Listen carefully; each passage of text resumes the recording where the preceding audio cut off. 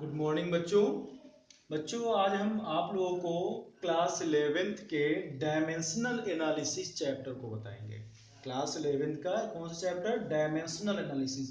बहुत अच्छा चैप्टर है बच्चों ये तो। लेकिन डायमेंशनल चैप्टर को पढ़ने से पहले जो हम लोगों को दो बातों को जानना बहुत आवश्यक होता है।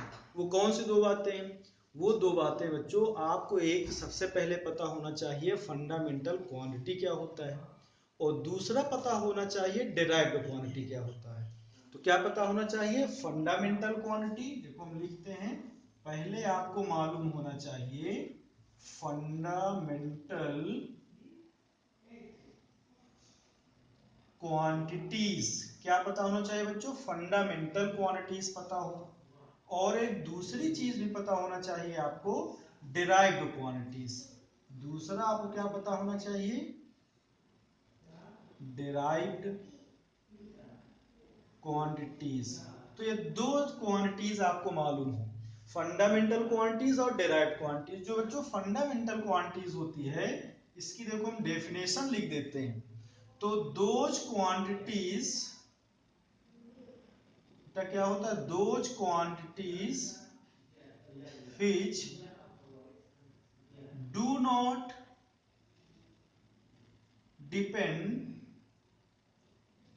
which do not depend upon other quantities। क्या होता है बेटा? Those quantities which do not depend upon other quantities को क्या कहेंगे हम लोग? फंडामेंटल क्वांटिटीज कहेंगे। और दूसरा है डिराइव्ड क्वांटिटीज। डिराइव्ड क्वांटिटीज क्या होता है? डिराइव्ड क्वांटिटीज होता है विच, यानी दोज क्वांटिटीज विच डिपेंड, ये क्या करता है? डिपेंड करता है किस पर? Depend upon fundamental quantities. Depend upon fundamental quantities. तो बच्चों जो फंडामेंटल होता है, ये लिखा हमने विच डू नॉट डिपेंड, ये डिपेंड ना करता हो। लेकिन जो डिराइव्ड होता है, ये क्या होता है? विच डिपेंड अपॉन फंडामेंटल, ये फंडामेंटल पे डिपेंड करता है। अब जो फंडामेंटल क्वांटिटीज होती हैं, ये होती बेटा 7। फंडामेंटल क्वांटिटीज 7 होती है। तो 7 कौन कौन से होते देखते हैं। एक होता है बच्चों लेंथ, दूसरा होता है मास, तीसरा होता है टाइम, चौथा होता है इलेक्ट्रिक करंट,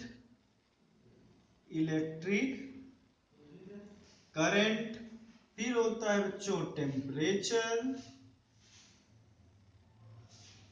और 6 नंबर पे होता है लेंथ, मास, टाइम, इलेक्ट्रिक करंट और टेम्परेचर, और एक होता है बेटा ल्यूमिनस इंटेंसिटी। Luminous intensity. और एक लास्ट होता है अमाउंट ऑफ सब्सटेंस। बच्चों 7 होते हैं फंडामेंटल। ये जो 7 क्वांटिटीज हैं, ये किसी दूसरी क्वांटिटी पे डिपेंड नहीं करती हैं, तो इसीलिए इनको हम लोग फंडामेंटल क्वांटिटीज कहते हैं। तो लेंथ की बेटा जो यूनिट होती है, इसको कहते हैं मीटर। लेंथ की यूनिट क्या होती है? मीटर। मास की यूनिट क्या होती है? किलोग्राम। टाइम की क्या होती है? सेकेंड। इलेक्ट्रिक करंट की क्या होती है? एम्पियर। टेम्परेचर की क्या होती है? केल्विन। ल्यूमिनस इंटेंसिटी क्या होती है बच्चों? कैंडेला। और अमाउंट ऑफ सब्सटेंस की यूनिट क्या होती है? मोल। तो जो यूनिट हमने लिख दिया, इस यूनिट को कहते हैं फंडामेंटल यूनिट्स। फंडामेंटल यूनिट्स कहते हैं। तो ये फंडामेंटल क्वांटिटीज हैं, और फंडामेंटल क्वांटिटीज की जो यूनिट्स होती है उसको फंडामेंटल यूनिट्स कहते हैं। तो इसी तरीके से जो डेराइव्ड क्वांटिटीज हैं, तो डेराइव्ड क्वांटिटीज की यूनिट को डेराइव्ड यूनिट्स कहेंगे। तो डेराइव्ड यूनिट्स जो होंगी, इसको हम देख लेते हैं। डेराइव्ड क्वांटिटीज क्या क्या है? डेराइव्ड क्वांटिटी जैसे अगर हम कह लें एरिया, तो बच्चों जो एरिया होता है, इसका फॉर्मूला होता है length into breadth, l into b. तो लेंथ की यूनिट बेटा क्या होती है? मीटर। ब्रेथ की यूनिट क्या होती है? ये भी मीटर। तो क्या बन गया? मीटर स्क्वायर बन गया। तो जैसे इसमें लेंथ की यूनिट थी मीटर, तो इसी तरह डेराइव्ड में एरिया की यूनिट क्या बन गई, मीटर स्क्वायर बन गया। दूसरा अगर हम लोग ले लेते हैं वॉल्यूम, तो जो वॉल्यूम होता है इसका फॉर्मूला बच्चा होता है L into b into h.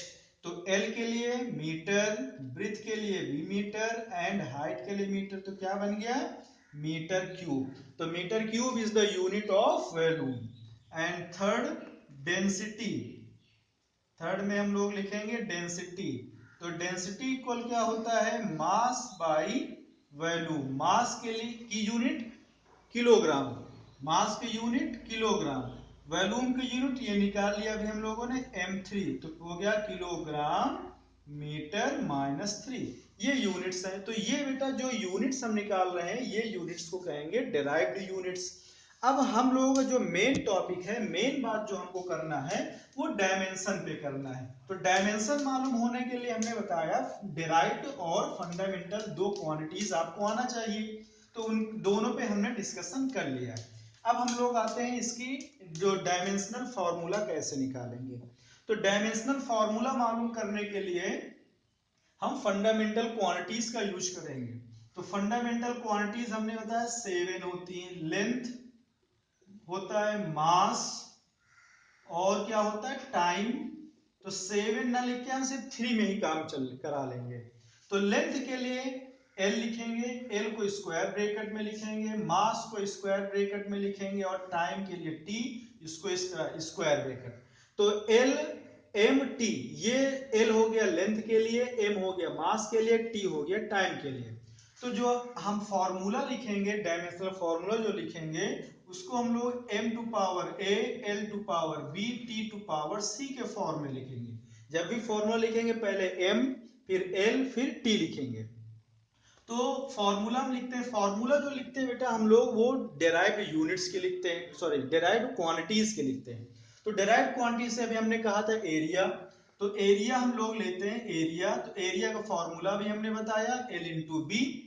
तो L इंटू बी होता है, तो L के लिए क्या लिखेंगे, L लेंथ के लिए L लिखेंगे। अब हम लिख रहे हैं डेराइव्ड क्वांटिटीज की, अब हम लोग डायमेंशन फॉर्मूला लिख रहे हैं। तो L के लिए डायमेंशनल फॉर्मूला L, और B भी एक तरीका L होता है, इसके लिए भी हम लोग L लिखेंगे, तो ये बन गया L square. Then L square is the dimensional formula of area. इसी तरह से हम लोग सिमिलरली वॉल्यूम के लिए काम, अगर हम लोग डायमेंशनल फॉर्मूला निकालें तो इसका पहला मैथमेटिकल फॉर्मूला लिखेंगे, ये सबको आना चाहिए। तो वॉल्यूम का जो मैथमेटिकल फॉर्मूला होता है LBH होता है। तो L के लिए भी हम लोग L लिखते हैं, B के लिए also L, and H is also a type of length, so it's written as L only. Then L into L becomes L3. Similarly हम लोग डेंसिटी के लिए मालूम कर ले अगर, तो जो डेंसिटी होता है अभी इसका फॉर्मूला हमने लिखा है मास बाय वॉल्यूम होता है। तो मास के लिए हम लोग क्या लिख पाएंगे, m लिखेंगे, वॉल्यूम अभी हम लोगों ने मालूम किया L क्यूब। तो इसका जो डायमेंशनल फॉर्मूला बन जाएगा ml माइनस 3। L को ऊपर लेके गए तो पावर चेंज हो गई, तो L यहाँ प्लस में था, यहाँ जाके माइनस का बन गया। अब हम लोग नेक्स्ट काम कर लें स्पीड के लिए। अगर स्पीड निकालें तो स्पीड इक्वल होता है distance by time. Speed equal distance by time. तो डिस्टेंस एक तरह की लेंथ होता है, तो इसके लिए L लिखेंगे, और बाय टाइम के लिए T लिखेंगे। ये टाइम लिखा, टाइम के लिए T लिखेंगे, तो ये T लिख लिया। T को ऊपर लेके गए तो हो गया LT माइनस 1। अब इसी तरह से हम लोग मालूम कर लेंगे एक्सीलरेशन के लिए। तो एक्सीलरेशन का फॉर्मूला सबको पता होना चाहिए। इसका फॉर्मूला होता है change in velocity, change in velocity by time. तो चेंज इन वेलोसिटी यानी वेलोसिटी है, वेलोसिटी एक तरह क्या है, स्पीड। तो स्पीड के लिए क्या लिखेंगे, LT माइनस 1 बाई टाइम के लिए T। अब ये T फिर ऊपर लेके जाएंगे तो बन जाएगा LT माइनस 2। तो ये डायमेंशनल फॉर्मूला बन गया किसके लिए, एक्सेलरेशन के लिए। इसी तरीके से अगर हम लोग किसी कांस्टेंट की वैल्यू की निकालना, किसी कांस्टेंट फिजिकल क्वांटिटी हो, कोई कांस्टेंट फिजिकल क्वांटिटी हम लोग कंसीडर कर लेते हैं। जैसे हम ले लें ग्रेविटेशनल कांस्टेंट, क्या ले लेते हैं, ग्रेविटेशनल कांस्टेंट। तो जो ग्रेविटेशनल कांस्टेंट होता है इसको हम लोग जी से लिखते हैं। ग्रेविटेशनल कांस्टेंट कैसे लिखेंगे, डिनोट करते हैं जी से, और फॉर्मूला होता है F into r square by m1 into m2। अब इसकी हमको डायमेंशनल फॉर्मूला बताना है, तो क्या हो जाएगा, F के लिए डायमेंशनल फॉर्मूला निकालेंगे। तो F के लिए निकाले थे बार, फोर्स के लिए क्या होता है, force equal ma, F equal ma होता है। m के लिए डायमेंशनल फॉर्मूला m, और L के लिए डायमेंशनल फॉर्मूला ये मालूम किया है, एक्सेलरेशन क्या होता है LT माइनस टू, क्या होता है इसके लिए LT माइनस टू, तो LT माइनस टू, तो ये बन गया आपका MLT माइनस टू। तो ये फोर्स के लिए डायमेंशनल फॉर्मूला आ गया, इसको यहाँ पुट कर लेंगे तो MLT माइनस टू हो गया, और R डिस्टेंस है इसके लिए L लिखेंगे, स्क्वायर है तो स्क्वायर कर दिया, बाई मास तो M, और फिर M2 के लिए भी M, M से M एक कट जाता है यहाँ पर, तो डिनोमिनेटर में सिर्फ एक M बचेगा। जो डिनोमिनेटर में एक m बचा है, इस m को ऊपर लेके जाएंगे तो ये बन जाएगा m इनवर्स l स्क्वायर, और एक l ये मिलके हो जाता है l क्यूब और t माइनस टू। तो ये जो बन गया ये डायमेंशनल फॉर्मूला आ गया, डायमेंशनल फॉर्मूला ऑफ g। तो बच्चों इस तरह से हम लोग डायमेंशनल फॉर्मूला मालूम कर लेते हैं। ठीक है, नेक्स्ट वीडियो में हम लोग डायमेंशन के यूजेस की बात करेंगे, dimension uses of dimensional formula, कहाँ कहाँ इनके यूजेस हैं। ठीक, ओके, थैंक यू।